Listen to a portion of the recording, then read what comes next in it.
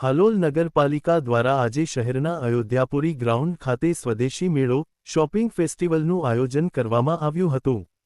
આ મેળામાં સ્વસહાય જૂથો અને સખી મંડળોની બહેનો દ્વારા બનાવવામાં આવેલા સ્વદેશી ઉત્પાદનોના અંદાજે 60 જેટલા સ્ટોલ ઊભા કરવામાં આવ્યા હતા।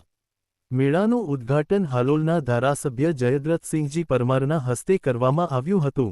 આ પ્રસંગે નગરપાલિકાના ચીફ ઓફિસર ગૌરાંગ પટેલ, પાલિકા પ્રમુખ નિશાબેન, પ્રમોદસિંહ રાઠોડ, હાલોલ ડીવાયએસપી વિક્રમસિંહ રાઠોડ તથા હાલોલ ટાઉન પીઆઈ જાડેજા સહિત અનેક મહાનુભાવો ઉપસ્થિત રહ્યા હતા।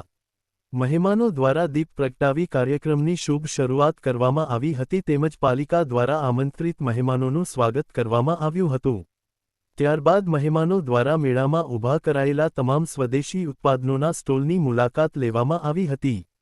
સ્થાનિક ઉત્પાદકો અને વેપારીઓને પ્રોત્સાહન અને મજબૂતી આપવા માટે હર ઘર સ્વદેશી ઘર ઘર સ્વદેશી ના સૂત્ર હેઠળ આ સ્વદેશી મેળાનું આયોજન કરવામાં આવ્યું હોવાનું આયોજકો દ્વારા જણાવાયું હતું।